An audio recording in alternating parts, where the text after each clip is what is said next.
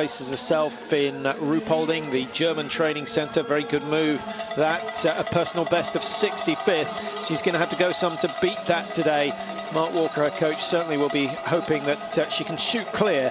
If she does so, then a top 60 is very possible indeed.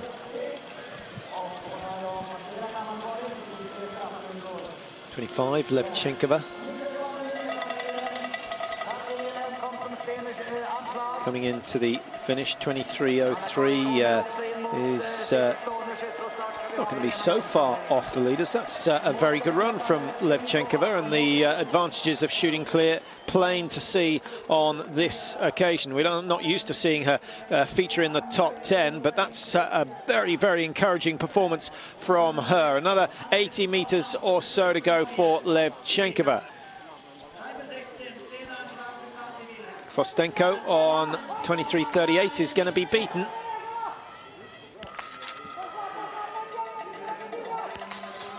Wilhelm on her second shoot.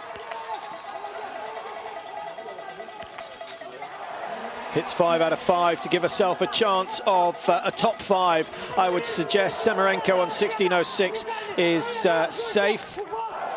Neuner, of course, the leader in the stadium, 3.8 seconds clear of Semerenko. What we need to know is how Tora Berger is getting on out on the tracks. She is 3.9 seconds down off the leading time of Semerenko and is roughly 3 seconds down on Magdalena Neuner as well. She came out of the range, Tora Berger, 10 seconds down on Semerenko, but only 1 second down on Neuner. So Neuner moving the faster of the two. Gwizdon of Poland crosses in 23.28, goes into the top 4 for now. That will change shortly with Berger approaching.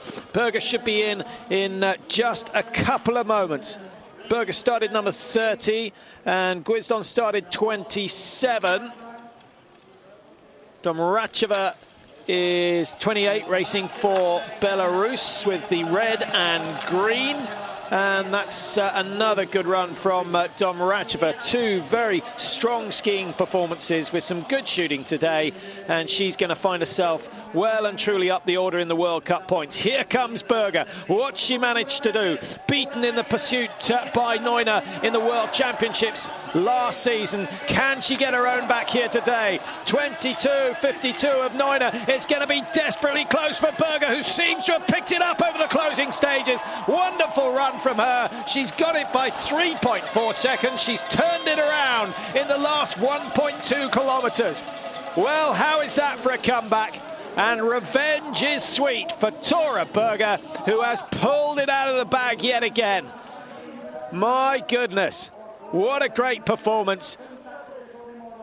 Well, she doesn't have the ski speed, or I would suggest the cardiovascular capacity of Neuner. She has the heart and the head of a lion. Quite brilliant. Plenty of more racers out there who might change things, but had Berger, I was going to say, had she gone clear, she did, of course, go clear. And the leading three at the moment, all shooting 10 out of 10. Lars Berger's sister. Well, I think Lars is going to be asking her for skiing lessons soon, as opposed to refusing to go skiing with her because she's too slow.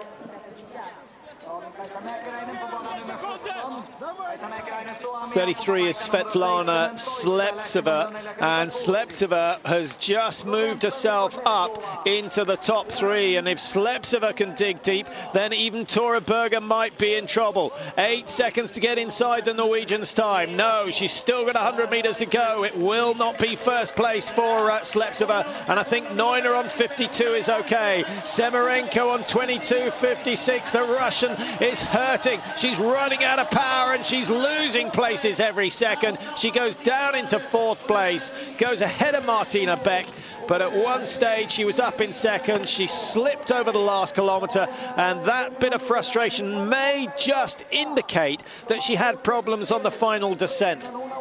Can't confirm that, but she did seem to lose rather a lot of time for someone of her abilities.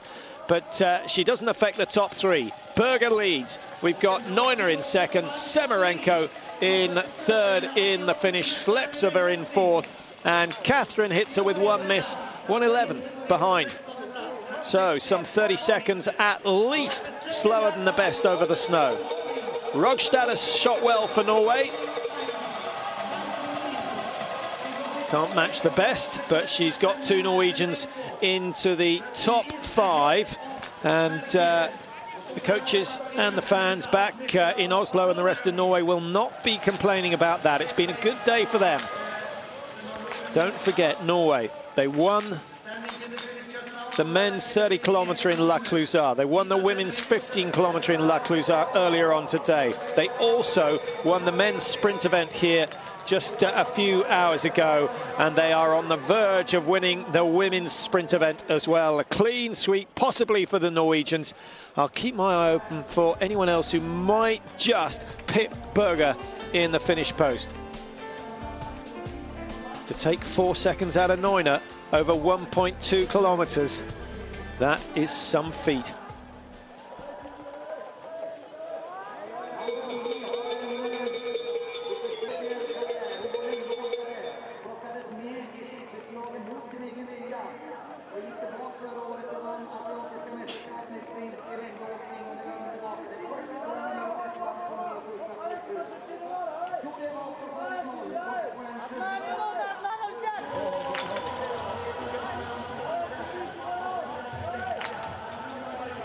Sandrine B.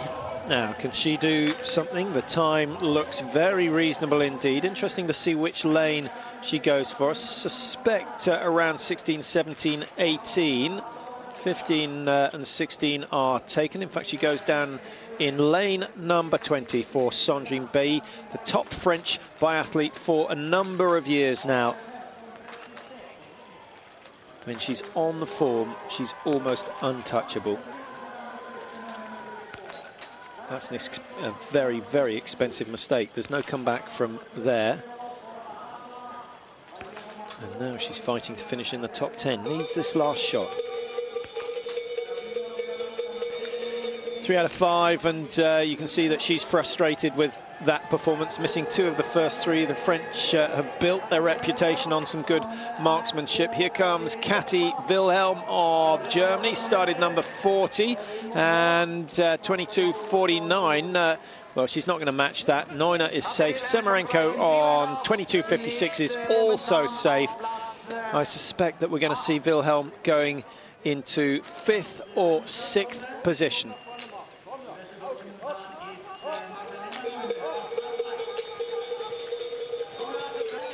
RUHRGAS' time is perhaps what she's likely to be charging for. 23.18. I think Wilhelm's just about made that. She had the information, knew what she had to do, and she's clawed up 1 place over the last 500 metres. So good run from Katie Wilhelm. Her aim, remember, for this season is to win the overall World Cup, and she started in just the right fashion. She may not have won yet, but she was 2nd in the individual. She's got herself well planted in the top 5 at the moment in the sprint. Maybe pushed down 6 or 7, but it's still valuable World Cup points. Disastrous first shoot for Helene Jonsson, the winner of the first World Cup.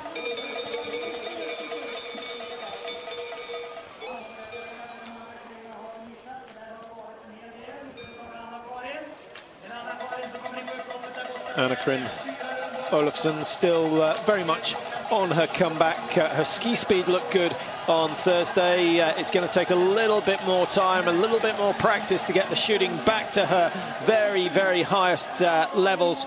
And at 24.46, she's down in 28. She could well get some World Cup points with the new system. Now 40 people awarded points as opposed to 30. For those interested in the financial situation, 10,000 euros, the prize money for a win in the biathlon races. Roughly 25% what you can win for winning an Alpine World Cup.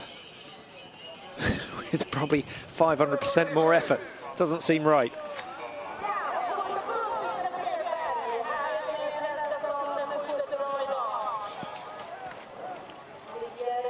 22:49, still the leading time. Going back to the first shoot just to check up on any of the later starters. Sandrine Bailly was up there, but as we saw, she missed in the standing position.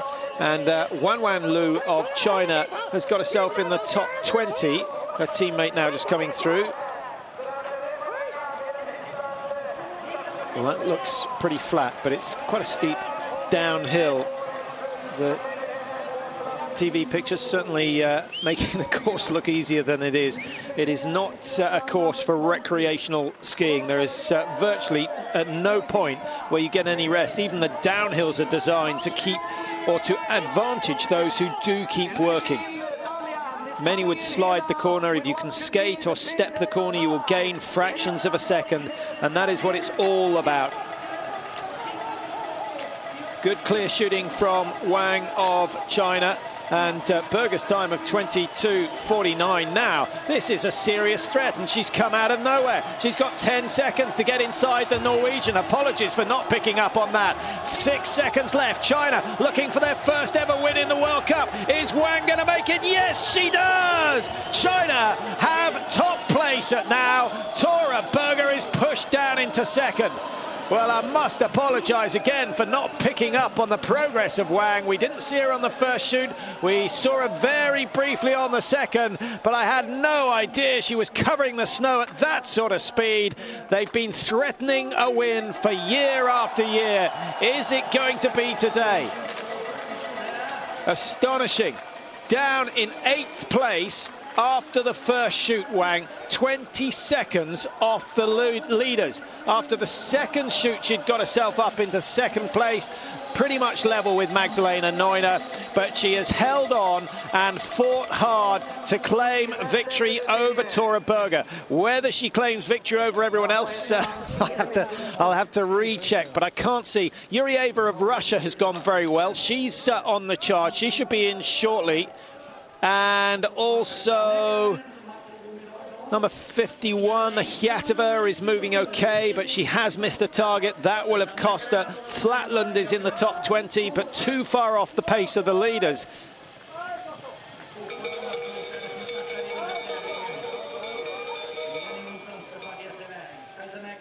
Mäkäräinen, 29th position and 1:49 behind. Bear in mind, they take roughly 3 minutes to cover a kilometre. In fact, around 2:45 in the skating style. Yurieva, clear shooting, losing strength on that last loop. 1:06 behind in the end, 17th place.